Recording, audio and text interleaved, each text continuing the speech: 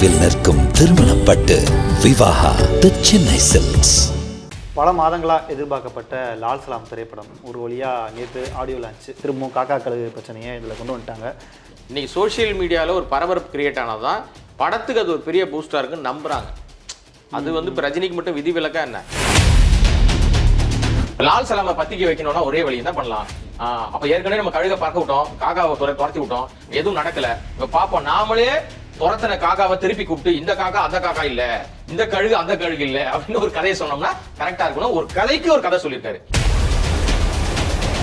இப்ப லால் சலாமுக்கு எப்படி Jailer audio launch அந்த ஒரு நிகழ்ச்சியில காக்கா கழுகு இழுத்து விட்டாரோ, இப்ப இதுல என்ன பண்ணிட்டாரு? விஜய் சின்ன பையங்க, நான் பார்த்து வளர்ந்த பையங்க. ஆரம்ப காலத்துல வெற்றி படமே கிடையாது. விஜயகாந்தோட சேர்ந்தவர் தான் வெற்றி அவருக்கு. அப்பதான் அவருடைய கிராஃப் உயர ஆரம்பிச்சது. அது வரைக்கும் அவர் சும்மா அவரை என்ன சொல்லுவாங்க தெரியுமா? ஆரம்ப காலத்துலலாம் விஜய ஆம்பளை சைகிலான்னு தான் சொல்லுவாங்க. சார் அவருடைய இத்தனை ஆண்டு கால அனுபவத்தை இவ்வளவு அசிங்கப்படுத்தவே இல்லையே சார். ரொம்ப விஷயத்துல அசிங்கப்பட்டார்ல. கடுமையான ஒரு சொல்லாடல் இல்லது. அந்த வார்த்தையை நம்ம பயன்படுத்தவே தயங்குறோம். அந்த வார்த்தையை அது ட்ரெண்ட் ஆகுது சார். அந்த வார்த்தை இந்த கோட் ஆடியோ லான்ச் வரைக்கும் என்ன பண்ணுவாங்க? இதை ஓட்டிட்டே தள்ளி போவாங்க. தேர் எடுத்து தெருவு விட்டாரு. வாழ சின்ன பையன் அப்படின்னு கூப்பிட்டு தெருவு விட்டாரா? இப்ப இதை தள்ளிட்டு போவான். யார் தெரியுமா? எவ்வளவு யார் தெரியுமா? உங்க தெருவில் சின்ன பையன். ஐயோ சின்ன பையன் தருங்க, நான் பார்த்து வளர்ந்த பையன் சொல்லிட்டாரு. என் தலைவர் எப்படி சொல்லிட்டாங்க? அப்படி தெருவில் விட்டாரு. இவன் தள்ளிட்டே போவான். ஒரு கும்பல் இருக்கு. விஜய் தள்ளிட்டே தேர் எடுத்து தெருவில் விட்டு தெருவில் அப்படியே நிட்டு விட்டு போயிடுவாங்க. இவர் பெரிய சங்கியா இருந்தா சின்ன சங்கி. ஐயோ எங்க அப்பா சங்கி இல்லைன்னு நம்ம ஸ்டேட்மெண்ட் சொல்லிட்டாங்க.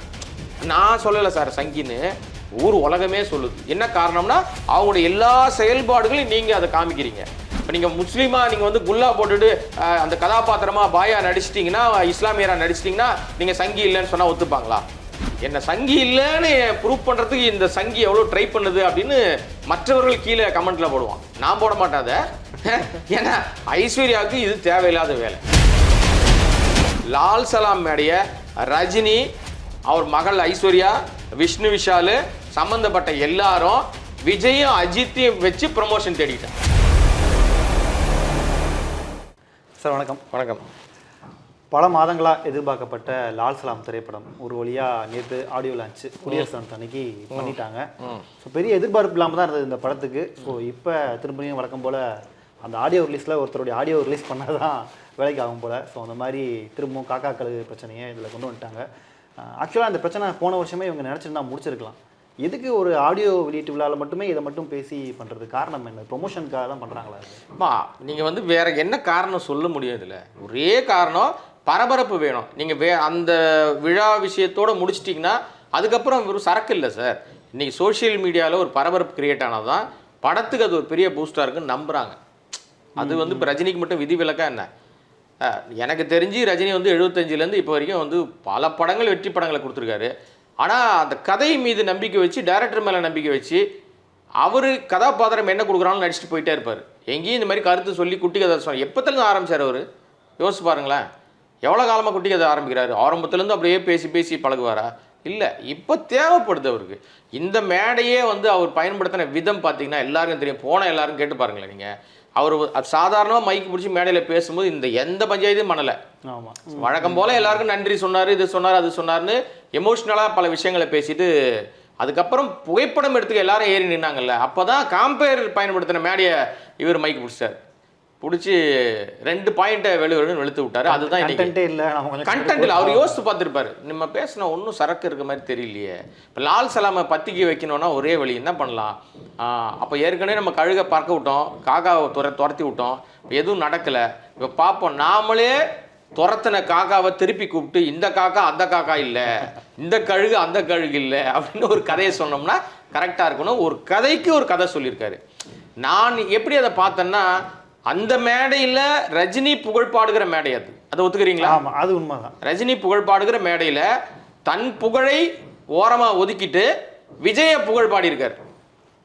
அப்படி கூட நீங்கள் எடுத்துக்கலாம். இல்லை விஜய் அவன் சின்ன பையன்ப்பா, நீங்கள் ஏன்ப்பா அவன்லாம் எனக்கு ஈக்குவலாக பேசுறீங்கன்னு எடுத்துக்கலாம். எப்படி எடுத்து அதான் நீங்கள் பார்க்குற பார்வை தான். நான் அதை எப்படி பார்க்குறேன்? நான் சினிமா விமர்சகரா, சினிமா பத்திரிகையாளராக நான் எப்படி பார்க்குறேன்னா, ஒரு பெரிய சர்ச்சை ஓடிக்கிட்டு இருந்துச்சு. இங்கே இணையம் முழுக்க சோசியல் மீடியாவில் முட்டாள் ரசிகர்கள் இருக்காங்களே, அந்த ரசிகர்களுக்கு அறிவே இல்லை. ஒரு பைத்தியக்கார கூட்டம் ஒன்று இருக்குது, கோமாளித்தனமான கூட்டம். இது எப்படி வேணால் நீங்கள் வச்சுக்கலாம். இந்த கோமாளிகளுக்கு எதையாவது ஒன்று கொளுத்தி போட்டு குளிர் காஞ்சிக்கிட்டு இருக்கிற கூட்டம். எல்லாரையும் நான் சொல்ல மாட்டேன். இதில் அறிவுசார் ரசிகர்கள் இருக்காங்க, ஒரு புத்திசாலி ரசிகர்கள் இருக்காங்க, சிக்கலை உருவாக்குற ரசிகர்கள் இருக்காங்க. இந்த ரசிகர்கள் இருக்கு, இவங்களால ஏற்படக்கூடிய பல்வேறு தேவையற்ற சர்ச்சை கருத்துக்கள் சார். இணையத்தில் ட்ரெண்ட் ஆகிற வார்த்தையே சொல்ல முடியாத வார்த்தை சார், அருவருப்பான வார்த்தை. நீங்கள் எக்ஸில் வந்து ட்ரெண்ட் ஆகிட்டு இருக்கு. என்டர்டைன்மெண்ட் ட்ரெண்டிங் பார்த்தீங்கன்னா ரம்பாவை லைட்டாக இவர் வந்து இருட்டு நேரத்தில் முதுகில் என்னமா அப்படின்னு தட்டி கொடுத்த விஷயத்த வேற மாதிரி வந்து போர்ட்ரேட் பண்ணி அவர் மேலே போக்சோ சட்டம் பாய்ஞ்சி அவர் மேலே பாலியல் ரீதியாக குற்றச்சாட்டு சொல்கிற அளவுக்கு பயங்கரம், இவனே ஏதோ பக்கத்தில் பார்த்த மாதிரி பேச ஆரம்பிச்சிட்டானுங்க. பயங்கர ட்ரெண்ட் ஆச்சு இல்லைங்களா? இந்த தாக்கமெல்லாம் எதனால் வருதுன்றீங்க? ஒன்றுமே இல்லாத ஒரு விஷயம், அதை ஊதி பெருசாக்குனாங்கல்ல. அவர்களுக்கெல்லாம் இந்த மேடையை பதில் சொல்கிற மேடையாக மாற்றணும்னா, இப்போ நீங்கள் இந்த கேள்வியை முன்வைக்கிற இடத்துல இது மாதிரி 1000 பேர் 1 லட்சம் பேர் 1 கோடி பேர் என்ன பண்ணுவான்னா லால் சலாமையும் பேசுவான். பாயிண்ட்டு அந்த மேடையை அவர் வந்து விஜய்க்கு பதில் சொன்னாரா, விஜய் சின்ன பையன் சொன்னாரா, விஜய் எனக்கு போட்டி இல்லை நான் தான் எனக்கு போட்டி, விஜய் எனக்கு போட்டின்னு எதிர்பார்த்தா அவனுக்கு தான் அசிங்கம், இது எனக்கு அசிங்கம், அப்படிலாம் பேசினார் இல்லையா? இது யாரும் பேச மாட்டாங்க. அங்கே பேசும்போது கூடவே லால் சலாமையும் பேசுவாங்க. ஆட்டோமேட்டிக்காக அவருடைய நோக்கம் தெரிஞ்சிருச்சா? இப்போ லால் சலாமுக்கு எப்படி ஜெயிலர் ஆடியோ லான்ச் அந்த ஒரு நிகழ்ச்சியில் காக்கா கழுகு இழுத்து விட்டாரோ, இப்போ இதில் என்ன பண்ணிட்டாரு? விஜய் சின்ன பையங்க, நான் பார்த்து வளர்ந்த பையங்க, நிஜத்திலே அவர் பார்த்து வளர்ந்தவன் தான். ஏன்னா அவர் வந்து 75 உள்ள வந்துட்டார். விஜய் எப்போ வந்தார்? 93 94 அப்போ அவர் ஆரம்ப காலத்தில் வெற்றி படமே கிடையாது. விஜயகாந்தோட சேர்ந்த பிறகு தான் வெற்றி அவருக்கு. அப்போதான் அவருடைய கிராஃப் வந்து உயர ஆரம்பிச்சது. அது வரைக்கும் அவர் சும்மா அவரை என்ன சொல்லுவாங்க தெரியுமா? ஆரம்ப காலத்துலலாம் விஜய ஆம்பளை சகிலான்னு தான் சொல்லுவாங்க. நம்ம நடிகை சகிலா இருக்காங்கல்ல, இவங்க கவர்ச்சிகரமான நிறைய படங்கள் பண்ணுவாங்க. அவங்க அந்த சகோதரி பண்ண அந்த காலகட்ட படங்கள் எல்லாம் அவங்க படம் வருது அப்படின்னு சொன்னாலே பெரிய பிரபல படங்களே ரிலீஸ் பண்ண மாட்டாங்க. ஐயோ அவங்க படம் வச்சுன்னா நம்ம படம் ஓடாது, அந்த நேரத்தில் வேணாம் அப்படின்னு சொல்லி படத்தை ரிலீஸ் பண்ண மாட்டாங்க. கேரளாலாம் இவங்க படங்கள் ரிலீஸ் ஆகுதுன்னா மோகன்லால் மம்முடிலாம் தெரிச்சு ஓடுவாங்க, அந்த படம் ரிலீஸ் ஆகாது இவங்க படம் வருதுன்னா. அந்த அளவுக்கு ஒரு பெரிய ஒரு டாக் ஆஃப் த இண்டஸ்ட்ரியா அவங்க வச்சிருந்தாங்க. அதற்கு பல்வேறு காரணங்கள் இருக்குன்னு வச்சுங்களேன். அப்படிதான் இவரையும் அந்த மாதிரி ஒரு கிளாமர் நடிகரா ஆண் சகிலான்னு சொல்லிட்டு இருப்பாங்க. யாரு? நம்ம விஜய். ஆமா, அந்த ஆரம்ப காலகட்டத்தில் எத்தனை பேருக்கு தெரியும்னு எனக்கு தெரியல. ஆரம்பத்தில் அப்படிதான் சொல்லுவாங்க. அப்புறம் படிப்படியா அந்த மாதிரி காட்சிகள், அந்த மாதிரி படங்கள், அவர் இந்த பாடல் காட்சியிலே சொல்லுவார், தொட்டப்பட்டா ரோட்டு மேல முட்டை பரோட்டான்லாம் பாட்டு போடுவாருங்க. அப்படி இருக்கிற ரஜினியா இப்ப இருக்காரு, சாரி அப்படி இருக்கிற விஜய் அப்படி இருக்காரு இப்ப. அந்த விஜய் வந்து ஆரம்ப கால விஜய். எல்லா நடிகருமே ஆரம்ப காலத்துல அப்படிதான் இருக்கும். கிடைக்கிற படங்களாக நடிப்பாங்க, அது ஒரு மார்க்கமா இருக்கும், ஒரு பிரச்சனையா இருக்கும். எல்லாருமே எடுத்த உடனே பெரிய சூப்பர் டூப்பர் ஹிட்லாம் அடிச்சிட முடியாது. ஒரு சிலருக்கு தான் அந்த வாய்ப்புகள் கிடைக்கும். ஆனால் அந்த வாய்ப்பை தக்க வச்சுக்காம போயிட்டாங்கன்னா அவங்க அதுக்கப்புறம் போராடிட்டே இருப்பாங்க. உதாரணத்துக்கு நம்ம பருத்தி வீரன் கார்த்தி மாதிரி தான். இன்னைக்கு வரைக்கும் கார்த்தியை பருத்தி வீரன் கார்த்தின்னு தான் சொல்கிறோம். அதுக்கப்புறம் ஒரு 24 படம் நடிச்சிட்டாரு. மைண்டுக்குள்ள எதுவும் பெருசாக நிற்கல. இப்போ தீரன் அதிகாரம் 1ன்னு சில படங்கள்லாம் சொல்லக்கூடிய லெவலில் இருந்தால் கூட இன்றைக்கும் அடைமொழி ஒரு பருத்தி வீரன் கார்த்தி தான்.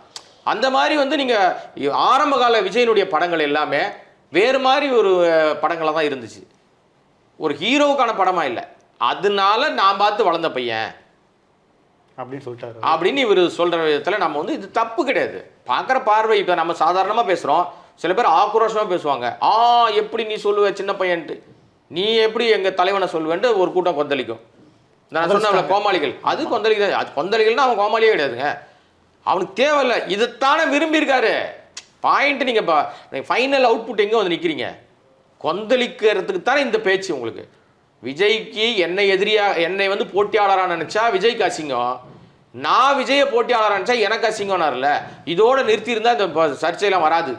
பரவாயில்லப்பா, அவர் வந்து ரொம்ப நேர்மையாக இவ்வளோ பெரிய மனுஷன் இறங்கி வந்து பேசிட்டாரு அப்படின்னு சொல்லிட்டு போயிடுவாங்க. அவன் சின்ன பையங்க, நான் பார்த்தவங்க அப்பா என்கிட்ட கூட்டு வந்து தர்மத்தின் தலைவன் பண்ணிகிட்டு இருக்கும்போது பையன் நடிக்கணும்னு ஆசைப்பட்றான் அப்படின் போது, இல்லைலாம் வேணாம் இப்போல்லாம் நடிக்காதப்பா, படி முதல்ல அப்படின்னு. படியா, நான் தான் சொன்னேன் விஜய் படிக்க சொல்லி, அப்புறம் நடிக்க வான்னு சொன்னேன். அப்போ எனக்கும் விஜய்க்குமான அனுபவம்னு ஒன்று இருக்குல்ல, இதை புரிஞ்சுங்கடா அப்படின்னு யாருக்கு சொல்றாரு தெரியுமா? இந்த இணையத்தில் கொந்தளிக்கிறான் பாருங்க. நீங்க சொன்னீங்கல்ல, இந்த விசில் அடிச்சான் குஞ்சுகளுக்கு பதில் சொல்லியிருக்காரு. கஷ்டமா இருக்குன்னு சொல்லியிருக்காரு. அதை பத்தி பேசாதீங்க. ஆமாங்க, எப்படி மனசு கஷ்டம் இல்லாமல் இருக்கும் சார்? அவருடைய இத்தனை ஆண்டு கால அனுபவத்தில் இவ்வளோ அசிங்கப்படுத்தே இல்லையே சார். ரம்பா விஷயத்தில் அசிங்கப்பட்டார்ல, கடுமையான ஒரு சொல்லாடல் இல்லை அது. அந்த வார்த்தையை நம்ம பயன்படுத்தவே தயங்குறோம்ல. அந்த வார்த்தையை அது ட்ரெண்ட் ஆகுது சார். அந்த வார்த்தை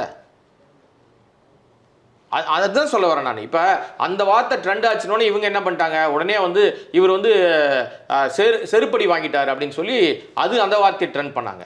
இப்போ இணையத்தில் ட்ரெண்ட் பண்ணுற வார்த்தை எனக்கெல்லாம் என்னென்னா, நிச்சயமாக இது இந்த எக்ஸ் தளத்தை வாங்கியிருக்காருல்ல ஒருத்தர் ஓனர், அவர் வந்து எலன் மாஸ்க் என்ன பண்ணணும்னா, எந்த வார்த்தை நாகரிக வார்த்தையோ அதை தான் ட்ரெண்ட் பண்ணுறதுக்கு அலோவ் பண்ணணும். இந்த மாதிரி அன்வான்ட் அன்பார்லிமெண்ட் வேர்டுன்னு சொல்லுவாங்கல்ல, இந்த மாதிரியான அருவருப்பான வார்த்தைகள் வரும்போது அதை வந்து ஆட்டோமேட்டிக்காக ட்ரெண்டில் கொண்டு வரக்கூடாது. அவை குறிப்பிலேருந்து நீக்கணும் டெஃபினட்டாக சார். அதுதான் சார் நாகரிகம்.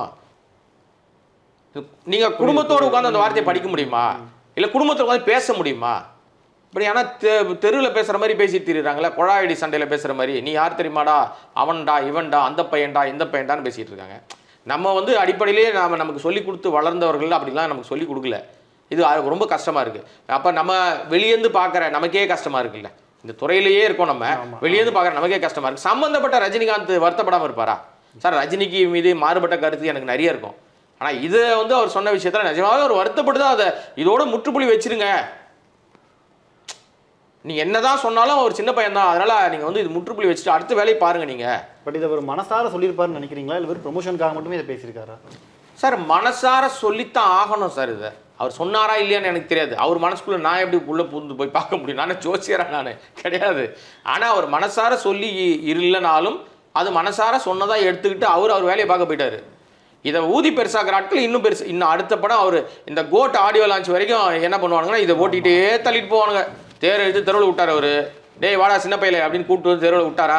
இப்போ இதை தள்ளிட்டே போவான். நீ யார் தெரியுமா, எவ்வளோ பெரிய ஆள் தெரியுமா, உன்னை பார்த்து தெருவில் சின்ன பையன்ட்டானே, ஐயோ அவர் சின்ன பையன்ட்டார், உன்னை நான் பார்த்து வளர்ந்த பையன் சொல்லிட்டாரு, என் தலைவனை எப்படி சொல்லிட்டாங்க, அப்படி தெருவில் கொண்டு விட்டாருன்ட்டு இவன் தள்ளிட்டே போவான். இது ஒரு கும்பல் இருக்குது. விஜய் தள்ளிட்டே வந்து தேர் எடுத்து தெருவில் விட்டுட்டு தெருவில் அப்படியே நிட்டு விட்டு போயிடுவானுங்க. ஏன்டா தள்ளிட்டு வந்தீங்களே தெருவுக்கு, அதை மறுபடியும் எத்தனை நிலையில் நிறுத்தணும்ல, அப்படியே தெருவில் அப்படியே அப்புறப்பட்டா தனியாக விட்டுட்டு ஓடிடுவானுங்க. இப்படி பல பேர் இருக்காங்களே. இணையத்தில் ட்ரெண்டிங் வார்த்தையை பயன்படுத்துகிற எல்லாரும் பார்த்துங்களேன், ட்ரெண்ட் பண்ணுற எல்லாரும் படம் ரிலீஸ் வரைக்கும் ட்ரெண்ட் பண்ணுவானுங்க. ரிலீஸ்க்கு அப்புறம் ரசிகர்கள் தியேட்டருக்கு வந்து அந்த படம் வெற்றி படமாக மாறுற வரைக்கும் நீங்கள் அந்த வேலை செய்ய மாட்டாங்க. ஏன்னா இவனுக்கு என்ன வேலைனா, கொடுக்குற காசுக்கு அந்த ட்ரெண்டிங் வார்த்தையை பயன்படுத்தி தயாரிப்பாளர்கிட்ட காசு உருவுறது தான் வேலை. இந்த இணைய நபர்கள் கொஞ்சம் பேர் இருக்காங்க, அவங்களுக்கு இதான் பொழப்பு.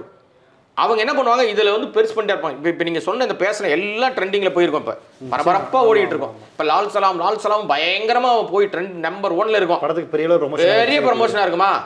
படம் நல்லா இருந்ததுன்னா முதல் நாள் காட்சியில் நல்லா இருந்ததுன்னு படம் பார்க்குற ஆடியன்ஸு மவுத் டாக்கில் வெளியே சொன்னான்னா படம் நிற்கும். நீங்கள் ட்ரெண்ட் பண்ணிங்கல்ல, இது திரும்ப கூட்டமாக சேருமானா சேராது. இதை நம்பினாங்கன்னா அவங்க ஏமாந்துடுறாங்கன்னு அர்த்தம். கதை நல்லா இல்லையா, நம்மளால எவன் ஏற்றி விட்டான் பாருங்க, அவனே திருப்பி கூப்பிட்டு இழுத்து கீழே போட்டு சங்கிலே ஒரே மிதி நச்சுன்னு மிதிச்சிடுவான். முடிஞ்சு போச்சு, சோழியை முடிச்சிடுவாங்க. அதனால் நீங்கள் வந்து கதை நல்லா இருக்கணும், நீங்கள் சொல்ல வர விஷயம் நல்லா இருக்கணும், உங்கள் நடிப்பு பிடிக்கணும், அது ஆடியன்ஸ்க்கு பிடிக்கணும். அதான் முக்கியம். காசு கொடுத்து படம் பார்க்குறான் பாருங்க, அவனுக்கு பிடிக்கணும். ட்ரெண்டிங்லேயும் இணையத்திலேயே சுற்றிக்கிட்டு இருக்கிற ஒரு கோமாளி கூட்டத்துக்கு பிடிச்சா போதுமா? பட் இவங்க என்ன பண்ணுறாங்கன்னா, அது வரைக்கும் தள்ளின்னு போகிறதுக்கு இதை பயன்படுத்துகிறாங்க. இன்னொரு விஷயம் நீங்கள் கவனிச்சிங்கன்னு தெரியல, அவர் விஜய் அவர்கள் அரசியலுக்கு வரப்போகிறாரு, அதுவும் நல்லா இருக்கணும் அப்படின்ற மாதிரி அவர் பேசியிருக்காரு. ஆனால் விஜய் அவர்களே அஃபிஷியலாக சொல்லலை, ஆனால் இவர் ஸ்டேஜில் அஃபிஷியலாக சொல்லிட்டாரு. ஸோ ஃபியூச்சரில் எப்படி இருக்கும் கண்டிப்பாக சார்? இப்போ அடிப்படையில் இது சொன்னோம்னா நம்ம உள்ளான நிறைய விஷயங்கள் நம்ம தொட்டால் தான் இது அவர் சொன்னதனுடைய நோக்கம் உங்களுக்கு புரியும். இன்றைக்கி வந்து ஒன்றியத்தில் இருக்கிற பாஜக அரசாங்கத்துக்கு தமிழ்நாட்டின் மீது ரொம்ப கவனம் ஜாஸ்தியாக இருக்குது. மோடி சம்மந்தமே இல்லாமல் நம்ம தமிழ்நாட்டுக்கு அடிக்கடி வராரு சார். இங்கே வந்து ரொம்ப அப்படியே ராமேஸ்வரம் போகிறார், அங்கே போகிறார், இங்கே போகிறார், திடீர்னு வராரு, பயங்கரமாக திருக்குறள் பேசுகிறாரு. அப்படியே திருவள்ளுவர் வந்து ஏதோ பக்கத்து வீட்டுக்கார மாதிரி அவர் பேசிக்கிட்டு இருக்காரு. அது என்னவோ பண்ணிட்டு போகிறாருன்னு வச்சுங்களேன். ரொம்ப தேர்தல் வரும்போது இதெல்லாம் பண்ணுவாங்க எல்லா பிரதமர்களும். அதில் இவர் கொஞ்சம் கூடுதலாகவே பண்ணுறாரு. ஏன்னா தென் மாநிலங்களை பொறுத்த வரைக்கும் தமிழ்நாட்டில் பாஜகவையோ இல்லை ஒன்றியத்தில் இருக்கிற யாரையும் இந்த கும்பலை சேர்க்கறதே இல்லை, துரத்தத்தை அடிக்கிறாங்க. இவங்க யார் மீதுவாக சவாரி பண்ணணும். எல்லா அரசியல் கட்சியும் சினிமாக்காரங்களை தேடும் தேர்தல் நேரத்தில். ஏன்னா அவங்க பிராண்டை வச்சுக்கிட்டு அந்த ரசிகர்களை தன் பக்கமாக இழுக்க முடியுமா? ரசிகர் ஏதோ ஒரு கட்சியில் இருப்பான், டெஃபினட்டாக ஏதோ ஒரு கட்சியில் இருப்பான். ஆனால் அந்த நம்ம நடிகர், நாம் வந்து ஒரு வணங்குகிற நடிகர், இல்லை நம்ம வந்து மரியாதை செலுத்துகிற நடிகர், இவங்களுக்கு சப்போர்ட் பண்ணுன்னு சொன்னால் நான் அந்த பக்கம் போகிறதுக்கு ஒரு கூட்டம் போகும் இல்லையா? இந்த வாக்குகளே நமக்கு பிரிக்க முடியுமான்னு பார்க்குற நபர்கள் இருக்காங்க. அது பாஜக ரொம்ப தெளிவாக கிளவராக என்ன பண்ணுதா, நாடு முழுக்க ரொம்ப தெளிவாக இருக்காங்க. இந்த அயோத்தியில் ஒரு பண்ணாங்க பாருங்களேன், இதில் சினிமாக்காரன் கூட்டத்தை பாதி கூட்டத்தை அங்கே கூட்டு போனாங்க. இதெல்லாம் என்ன பக்திக்கு கூட்டு போனான்னு நினைக்கிறீங்களா?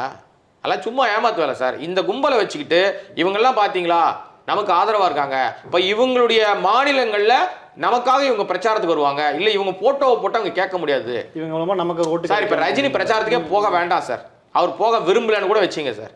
இப்போ வந்து அவர் வந்து ராமர் கோயிலுக்கு போயிட்டார் இல்லையா, அங்கே எடுக்கப்பட்ட புகைப்படங்கள் நிறைய இருக்கும். இப்போ எதுவும் நமக்கு வெளியில் வராது. தேர்தல் நேரத்தில் பாருங்களேன், பட்டே கிளம்புவாங்க பல பேர். அப்போ ரஜினி ஏன்டா என் போட்டோவை போட்டேன்னு கேட்பாரா? கேட்க முடியுமா? பாவம் மனுஷன். இடி விசாரணைகள்லாம் இப்போ அவரால் முடியுமா? உடம்பு முடியுமா? அவருக்கு கஷ்டம் இல்லையா?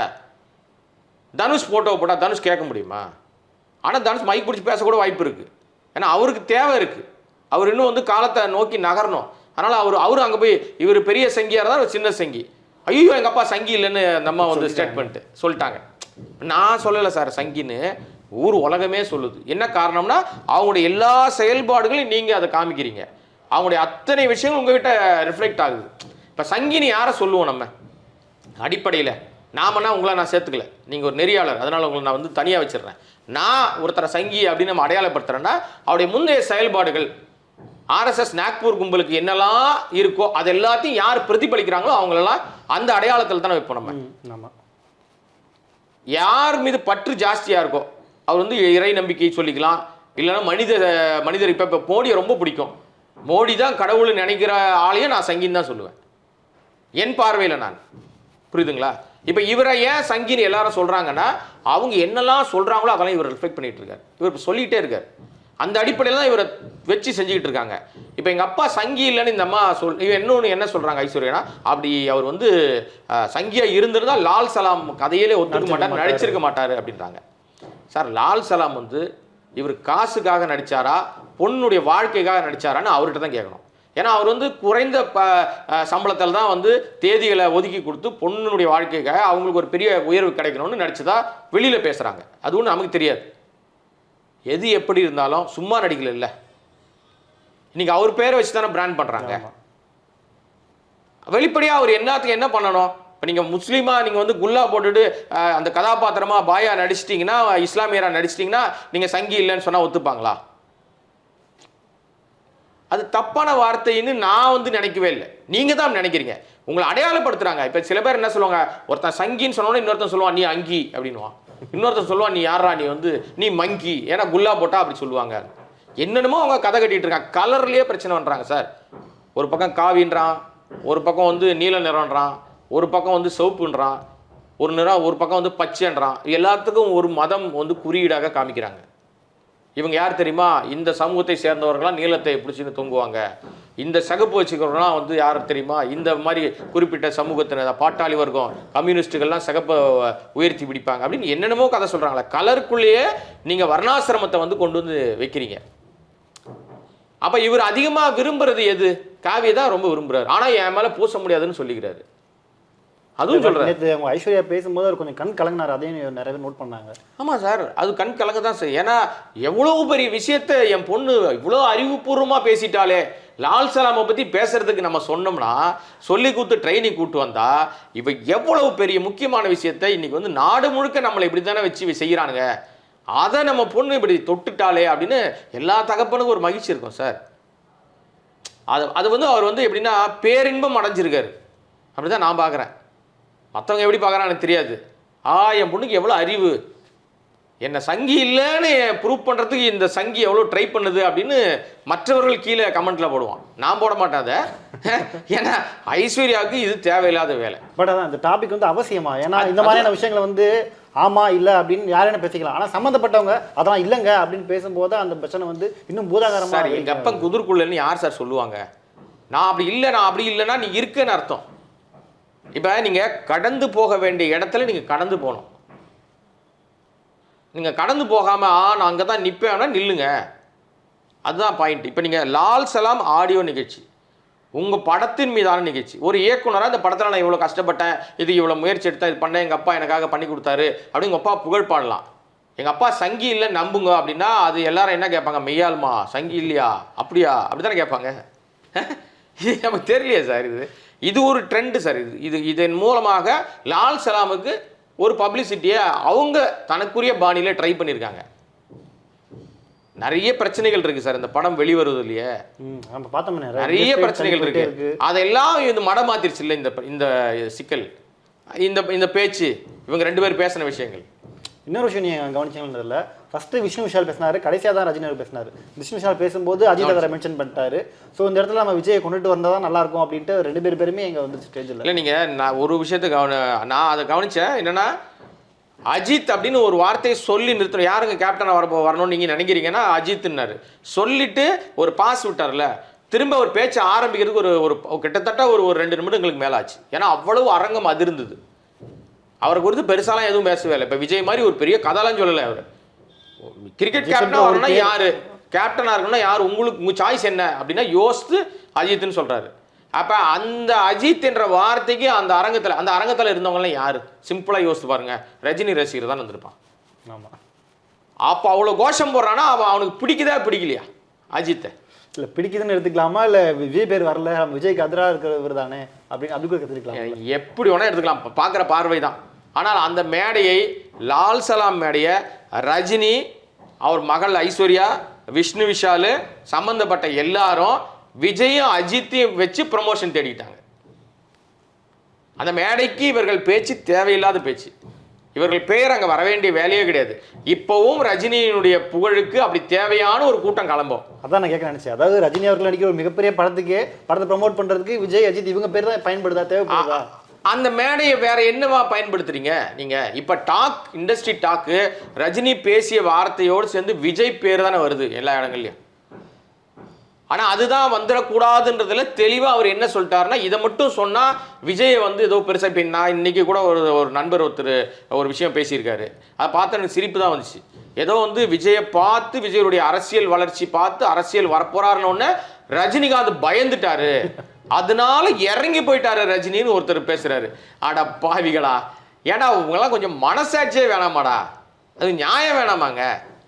ஏங்க ஒரு மனுஷனுடைய உயர்வும் சரி, ஒரு மனுஷனுடைய அனுபவம் சரி, வெற்றியும் சரி. எனக்கு இந்த நிகழ்ச்சி நேற்று நடந்ததுலேயே எனக்கு சில மாறுபட்ட கருத்து இருக்கு. அது ஒரு தனி ட்ராக்னு வச்சுங்களேன். நிகழ்ச்சியில் அவர் வந்து பேசின விஷயம் வந்து ஒரு பிரச்சனை, சர்ச்சை தொடர்ந்து போயிட்டே இருக்கு. இவரை தொடர்ந்து அடிக்கிறாங்க, அதுவும் அசிங்கமாக அருவருப்பாக அடிக்கிறாங்க சோசியல் மீடியாவில். அதற்கு ஒரு முற்றுப்புள்ளி வைக்கிற மாதிரி ஒரு கருத்தை சொல்லிட்டு கூடவே ஒன்று என்ன பண்ணியிருக்காருன்னா, அதோட முற்றுப்புள்ளி வைக்காமல் ஒரு கமாவையும் போடுற மாதிரி, அவன் சின்ன பையன் தான், நான் பார்த்து வளர்ந்த பையன் தான் அப்படின்றதையும் அவர் வந்து பதிவு பண்ணிட்டாரு. இதை எடுத்துக்கிறவங்க பொறுத்து தான். புரியுதா உங்களுக்கு? அவன் யார் தெரியுமா, சின்ன பையன், நான் தான் பார்த்து வளர்ந்தேன் அப்படின்றதுக்கும், என்னங்க நான் பார்த்துருக்கேங்க சின்ன வயசுலேயே அவரை நான் பார்த்துருக்கேன் அப்படின்னு சொல்கிற மாடுலேஷனுக்கு வித்தியாசம் இருக்குல்ல. அவன் என்னைக்கு இருந்தாலும் சின்ன பையன் தான் அவன் அப்படின்னு அதை வந்து ஆணவ போக்கில் பேசுகிற மாதிரி சொல்லுவாங்கல்ல. ஆனால் அவர் அப்படி சொல்லலை, அப்படி எடுத்துக்கிறதும் வாய்ப்பு இருக்குது. இப்போ அதை தான் ட்ரெண்ட் பண்ணுவாங்க. இப்போ இதுக்கு அவர் பதில் சொல்லுவாரான்னு ஒரு கூட்டம் கிளம்பும். நீங்கள் உடனே அதுக்கு பதில் சொல்லி ஆகணும், உங்களை சின்ன பையன் சொல்லிட்டாரு. தெரிஞ்சோ தெரியாமலோ உண்மை அதுதான். ரஜினியை விட சின்ன பையன் தான் வயசுலையும், அனுபவத்திலையும் விஜய் வந்து ரஜினியை விட சின்ன பையன் தான். பட் எங்கேயுமே ரஜினி வந்து இல்லை விஜய் வந்து 2 பேரை எனக்கு இவர் எல்லாம் பேசவே இல்லை. இப்போ இன்னைக்கு நான் சொன்னல, ஏதோ விஜய் பயந்து, இவர் நம்ம ரஜினி பயந்துட்டாரு அதனால இப்படி வந்து விஜய் பேரை பயன்படுத்திட்டாருன்னு. அப்படி இல்லைங்க. ஏன்னா நீங்கள் அந்த மேடையிலேயே, நம்ம லியோ மேடையிலேயே, சக்ஸஸ் மேடையில் இவர் என்ன சொன்னார், விஜய் ஒரே ஒரு சூப்பர் ஸ்டார் தான் சொன்னார். அப்போ ரஜினியை பார்த்து அவர் பயந்துட்டாரா? அப்படி ஒரு கேள்வி வரும்ல. அடிப்படையில் 2 பேரும் ஒரு தனக்கான ஒரு ரசிகர்கள் பட்டாளத்தை வச்சுருக்காங்க. இவங்க 2 பேருக்கும் தேவை இருக்குது, தங்கள் படங்கள் மக்கள்கிட்ட போய் ரீச் ஆகணும்ட்டு. அந்த நேரத்தில் யாரை பயன்படுத்தி யார் விஷயங்களுக்கு சொன்னோம்னா எந்த சர்ச்சைகளுக்கு முற்றுப்புள்ளி வைக்க முடியுமோ அதை முற்றுப்புள்ளி வைக்கிறாங்க. அந்த மேடையில் அது ஒரு சூப்பர் ஸ்டாருக்கு அவர் முற்றுப்புள்ளி வச்சாரா? முடிச்சிட்டாரு, அதை சாப்டர் க்ளோஸ் பண்ணிட்டாரு. காக்கா கழுகு கதை தான் பெருசாக போயிட்டு இருந்துச்சு. அதுக்கு இந்த மேடையை இவர் பயன்படுத்தி காக்கா கழுகை க்ளோஸ் பண்ணி முற்றுப்புள்ளி வச்சுட்டாரு. அதோடு சேர்ந்து ஒரு கமா போட்டிருக்காரு, சின்ன பையன் நான் பார்த்து வளர்ந்தவன், நானும் அறிவுரை சொன்னேன், போய் படிடா, போயிட்டு நடிப்பெல்லாம் அப்புறம் பார்க்கலாம் போடான்னு சொல்லி விட்டேன் அப்படின்ற மாதிரி ஒரு விஷயத்த சொல்லியிருக்காரு. இது பரபரப்புக்காக பப்ளிசிட்டி மேட்ரு தான். அவர் நாளைக்கு அரசியலுக்கு வந்துடுவார், பெரிய முதலமைச்சராகிடுவார். இந்த எனக்கு இதெல்லாம் ஒரு நண்பர் பேசியிருக்காரு, பார்த்தோன்னே சிரிப்பு வந்துச்சு. எப்படின்னா, பருத்தி வீரன் படத்தில் கஞ்சா கருப்பு கழுத்தில் இது மாடு எடுத்துகிட்டு போவான், மாடு வாங்குறதுக்கு காசு எடுத்துகிட்டு போவான்ல, ஒருத்த மாடு தானே வாங்க போகிறேன் நான் ஆரம்பிச்ச போஸ்டர் கொண்டாட்டிங்கிறான். அந்த மாதிரி இந்த சொன்ன வார்த்தை அதுக்குள்ளே அவர் வந்து முதலமைச்சராக போகிறாரு, பார்த்து அதுக்காக இவர் பயந்துட்டார்.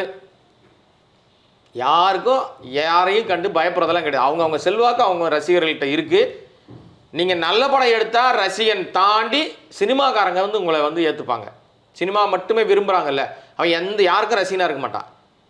ஆனால் நல்ல படங்கள் வந்தால் ரசிப்பாங்க, நல்ல படங்கள் வந்து அவங்க போய் பார்ப்பாங்க. ஃபேமிலி ஆடியன்ஸ்னு ஒரு கூட்டம் இருக்குல்ல, இவங்களுக்கு உங்களை பிடிக்கணும்னு நீங்கள் தொடர்ந்து நல்ல படம் கொடுக்கணும். இந்த மாதிரி சும்மா ஏழரை கருத்தே பேசிட்டு இருந்தாலும் வேலைக்கு ஆகாது.